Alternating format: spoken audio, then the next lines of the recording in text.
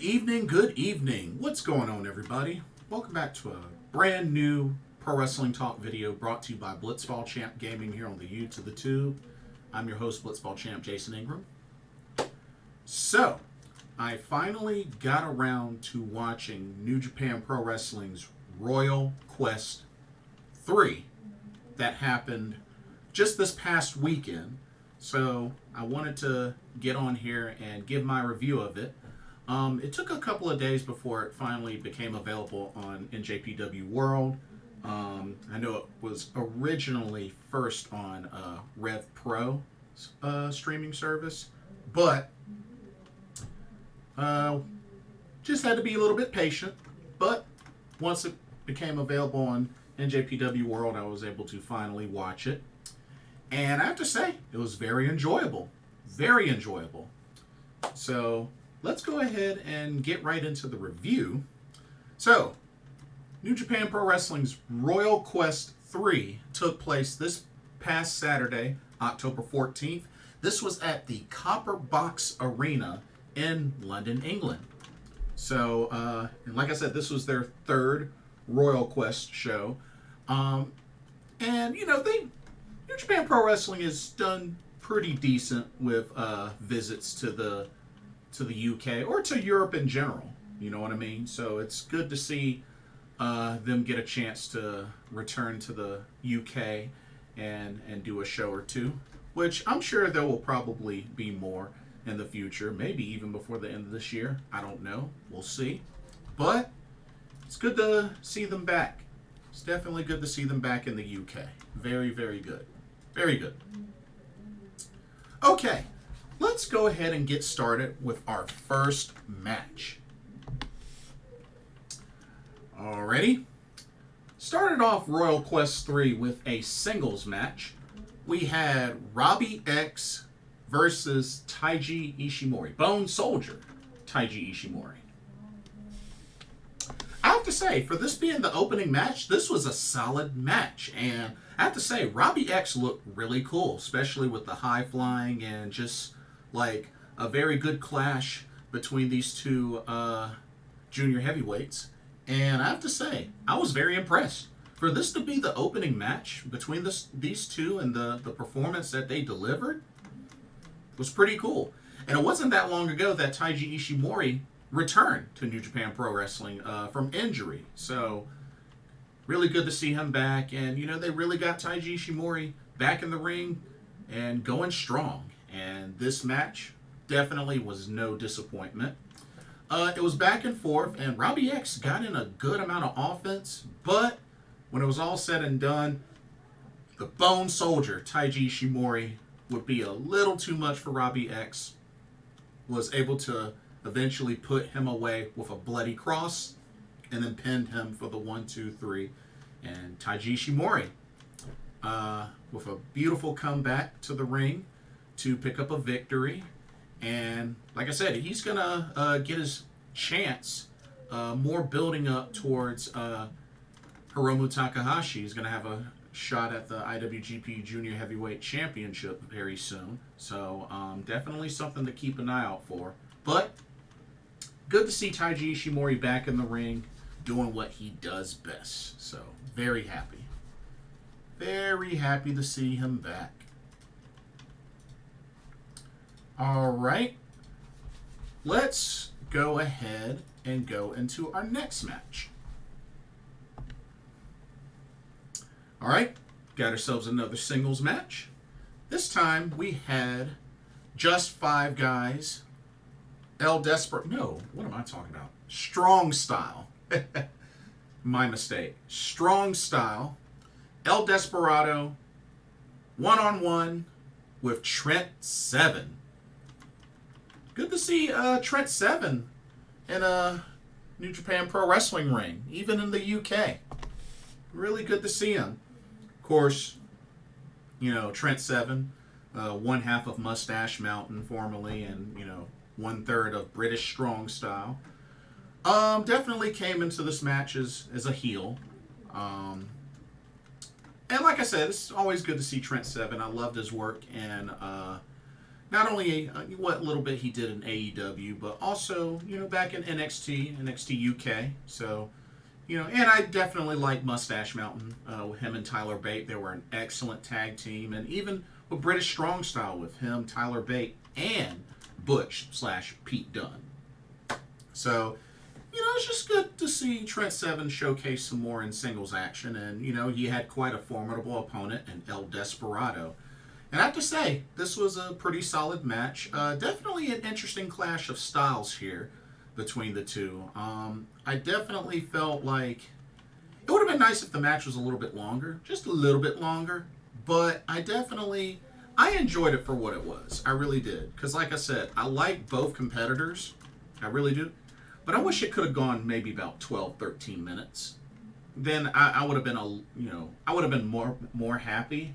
But, overall, I was satisfied. For the most part, I was satisfied. But El Desperado was able to pick up the victory with the LS Claro, for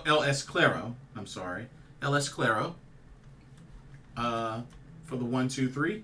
And El Desperado picks up the victory. But, yeah, pretty good match. Pretty good match. Was definitely digging it. Okay, let's move on to our next match. And I have to say, this next match, I was kind of surprised by how well this one went. Because I'm familiar with one, but not so much the other. But check this out. We had ourselves a singles match. We had Yota Tsuji from LIJ taking on Luke Jacobs. Now, Luke Jacobs is not a name that I'm familiar with, so this was really my first real taste of Luke Jacobs. And I have to say, he really showed that he could hang with Yota Tsuji. I mean, because, Yota Tsuji, he's a big dude. He's a big dude. And ever since he returned to New Japan Pro Wrestling, he's made quite an impact. He's made quite an impact. I mean, not only getting a chance to challenge for the IWGP World Heavyweight Championship, but also joining LIJ. LIJ's got another ally, and, he's definitely fit the bill. But I have to say, I was very impressed with Luke Jacobs and the power he displayed, the striking ability, and just really taking it to Yota Tsuji. I was very impressed. Very impressed. These two really clashed like two rhinos, and it just definitely showed in this match. But I have to say, Luke Jacobs impressed me. He impressed me. So, hopefully you get a chance to see more of him. But Yota Tsuji was able to pick up the victory. Hit Luke Jacobs with a spear, and then covered him for the 1-2-3. It would be nice to see Yota Tsuji have a little bit more of a devastating finisher. But, I guess a spear is okay.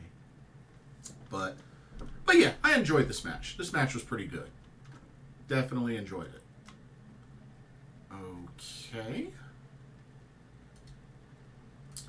Okay.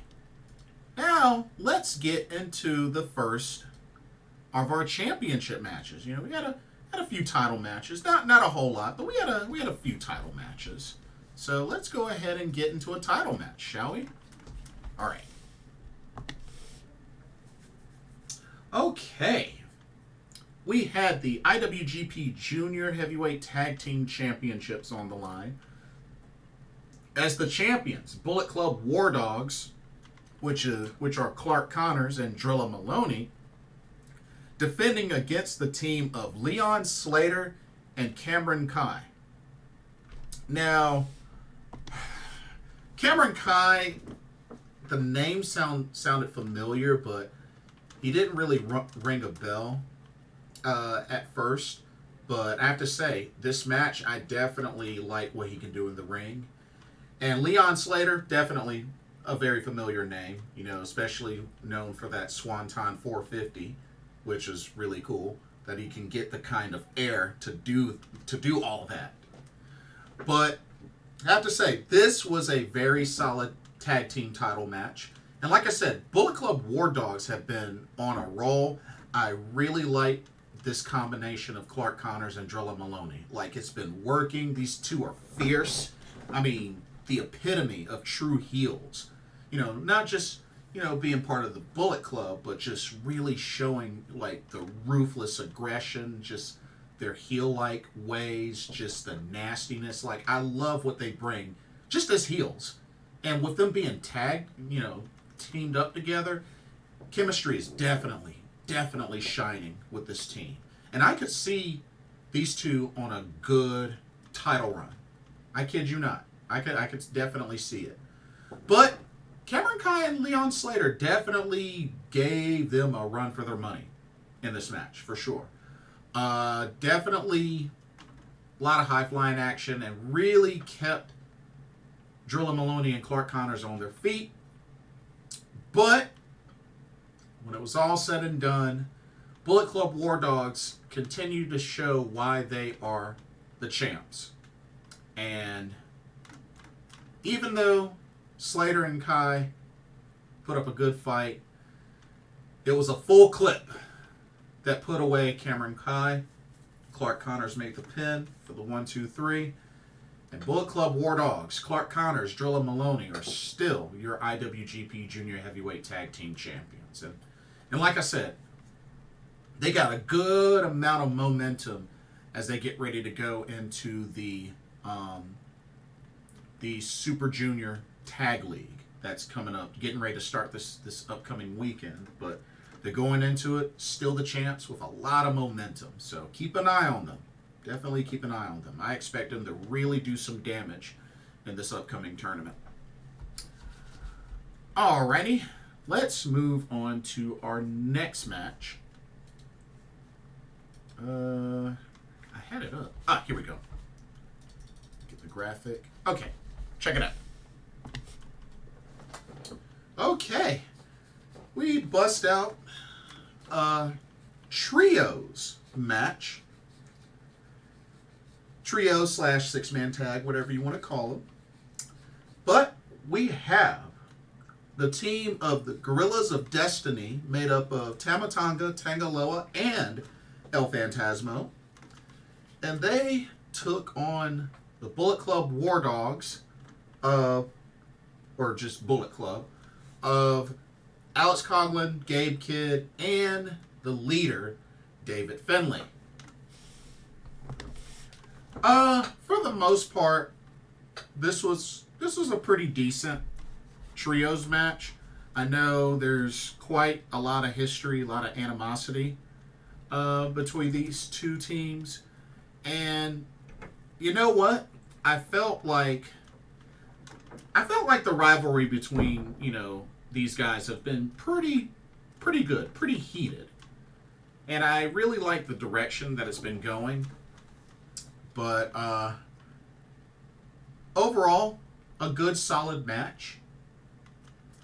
And pretty much Guerillas of Destiny just were definitely the stronger team on paper. Not to take anything away from David Finlay or Alex Coughlin or Gabe Kidd, but I just feel like on paper, Bullet Club was the underdog in this match.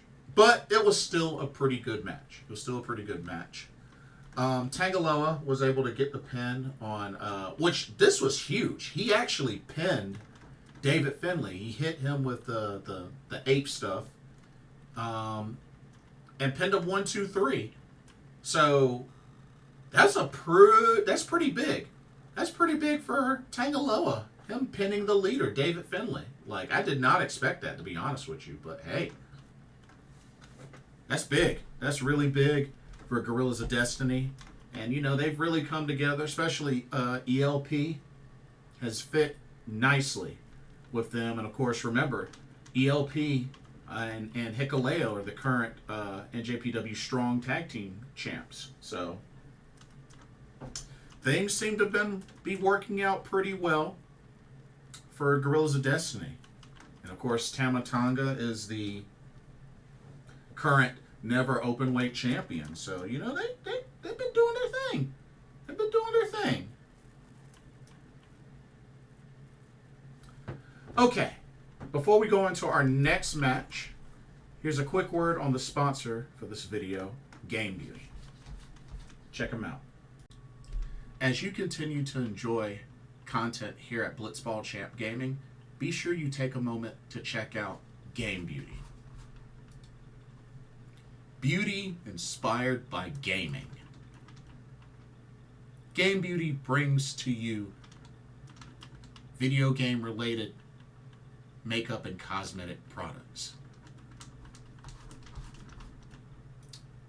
You have products such as eyeshadow palettes, elemental pearl highlighters, eyeshadow brushes, liquid eyeliner pens by Akira, and even non-makeup products like graphic tees. They even have special collaboration makeup kits, such as this Persona 5 Heat Wave Brush Single, Metaverse Bundle, and even a Phantom Thieves limited edition makeup collection.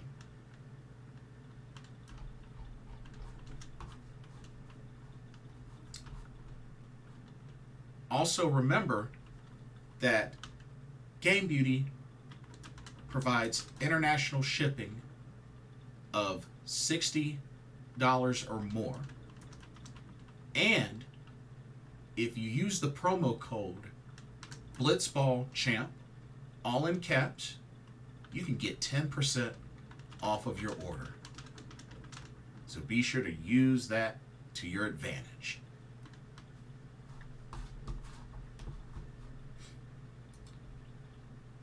Now, back to your regularly scheduled video. Enjoy, and thank you. Alrighty, ladies and gentlemen, let's continue on with the rest of the card for NJPW Royal Quest III. Let's go. Okay, next up, we got ourselves a tag team match. We have the team of Ren Narita and Shota Umino taking on United Empire's combination of Francesco Akira and Great-O-Khan.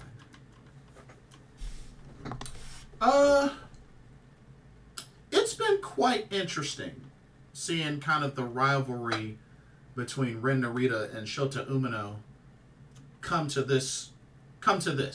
You know what I mean?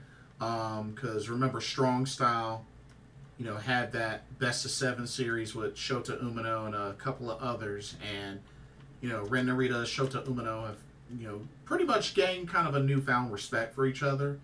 And sure enough, here they are, both teaming up together, taking on United Empire, which, of course, United Empire is quite an awesome faction. This was a good match. Definitely enjoyed this match. I love the talent in this match. Because, like I said, Ren Narita, ever since, you know, he graduated from the, you know, as a young lion, you know, Ren Narita, you know, forming with Strong Style with El Desperado and Minoru Suzuki. I definitely like that trio. And, you know, I hope to continue to see him grow. And he's been doing that more and more. I've seen Ren Narita live twice. So, definitely like what he brings to the table. Same thing with Shota Umino. I've seen him. I haven't seen him perform live yet. I hope so one day. But definitely like Shota Umino, and this is a really good combination. Definitely like this combination.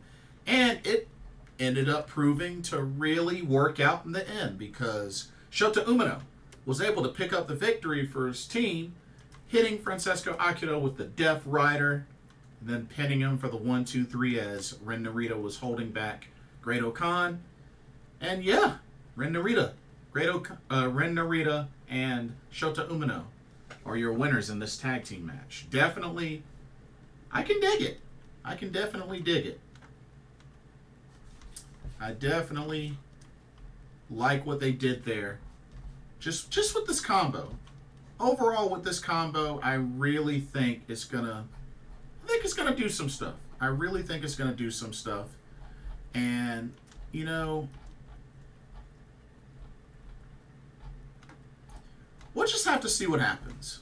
Like, Ren Narita, Shota Umino, I think we got something really special in the making. I really do. I think we got something really special.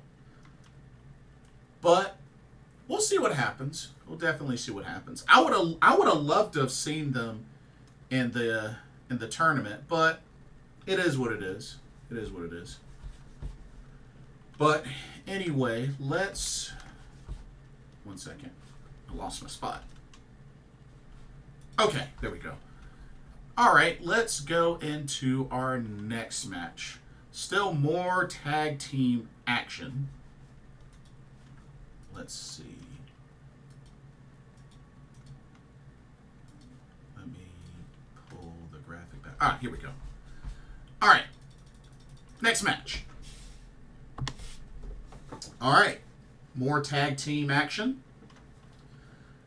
This time we had Just 5 Guys versus LIJ. So Just 5 Guys, made up of DOUKI and the IWGP World Heavyweight Champion SANADA, taking on LIJ's BUSHI and the leader of LIJ and also the winner of the G1 Climax this year, Tetsuya Naito.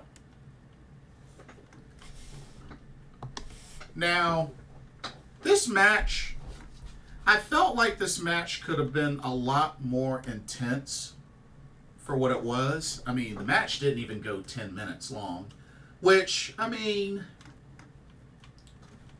I guess it was just pretty much there to see which side would make a statement, because there's going to be more and more build-up with these two factions going at it leading up to Wrestle Kingdom 18. So, if anything, this was just really another match to see which side would make the statement this time. And it's just like back and forth, who would make the bigger statement this time? Okay, next time, who will make the bigger statement? That's really how I look at this.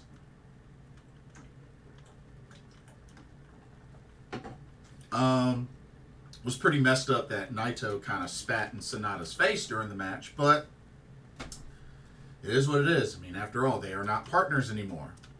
They are enemies, so it is what it is. But it was this time that LIJ would make the statement from this match, as Tetsuya Naito was able to put away DOUKI after a Destino. Pin them for the 1, 2, 3. So Naito and BUSHI are your winners. And yeah, it's just, you know, another statement match that LIJ ended up winning. But, like I said, they still got a little ways to go before Wrestle Kingdom. So, just got to keep an eye out for them. Something fell. Oh, thought something fell. Okay, let's move on to the next match.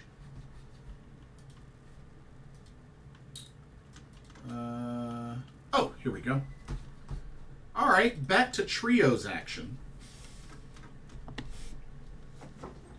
All right. So, 6-man tag, trios action. We had the team of Hiroshi Tanahashi, who is 1/3 of the Never Openweight 6-man tag team champs. We had Eddie Kingston, the current ROH World Heavyweight Champ or World Champion, and also the current NJPW Strong Openweight Champion, Eddie Kingston, and Michael Oku. Michael Oku, which I believe he's one of the Rev Pro champions. I don't remember exactly which one, but actually he might be the main champ. I could be wrong. But anyway, taking on United Empire's TJP, Jeff Cobb, and Hanare, which, of course, they definitely, you know, got a lot of the fans on their side for obvious reasons.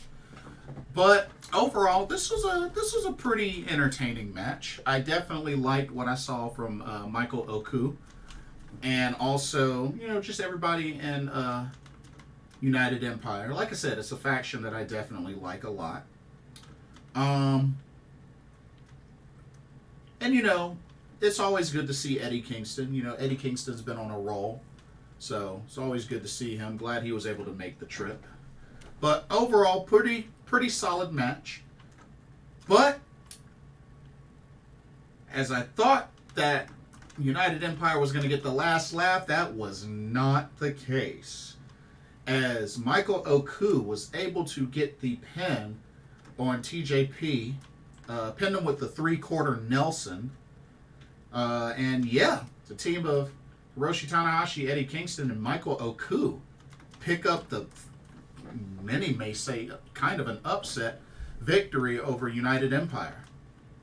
So, thought that was really good. But yeah, that's twice. That's twice now that United Empire has lost. You know, 2 different matches. So, that's got to hurt. It's got to sting. But it be like that sometimes. All right, let's move on to our next match.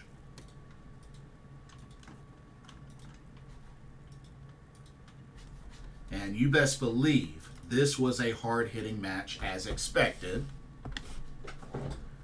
We had a singles match. The Stone Pitbull, Tomohiro Ishii. Of course, he's also 1/3 of the current Never Openweight 6-man tag team champions.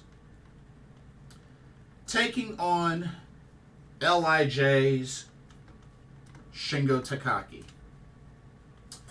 Now, these two know each other very well. These two have faced each other a bunch. It's been back and forth, and, you know, it just feels like each match these two have against each other, they just hit harder and harder and harder. You know, you gotta give them credit. They have excellent chemistry with each other, and they don't disappoint. So, back and forth. This lasted at least a good 20 minutes, and it was solid.